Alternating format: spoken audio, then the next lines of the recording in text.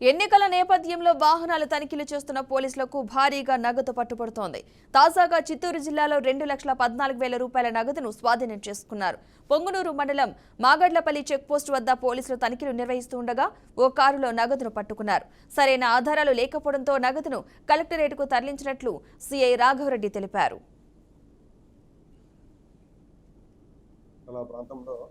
కర్ణాటక వైపు నుంచి మన పొంగునూరు వైపు వస్తూ ఉన్నది. దాన్ని మేము ఆపి చెక్ చేస్తే అందులో వాళ్ళ దగ్గర బిల్లులు లేకోకుండా సుమారు 2,14,200 రూపాయలు అమౌంట్ ఉన్నది. దానికి సంబంధించి ఎక్కడ ఇది అమౌంట్ చెప్పితే మేము రామసముద్రంకి పోతున్నాము, పుచ్చకాయల వ్యాపారం చేస్తామని చెప్పినారు. వాళ్ళు దానికి సంబంధించిన అమౌంట్ ఏ విధంగా వచ్చేదని చెప్తే వాళ్ళ దగ్గర ఎలాంటి ఆధారాలు చూపనందున దాన్ని మనం ముందస్తుగా దాన్ని సీజ్ చేసినాము. సీజ్ చేసి మన కలెక్టరేట్ ఆఫీస్లో 3-man కమిటీ అనేది ఒకటి ఉంది. మన JL Prasad flying squad team member అతను సీజ్ చేసి అక్కడికి పంపించారు.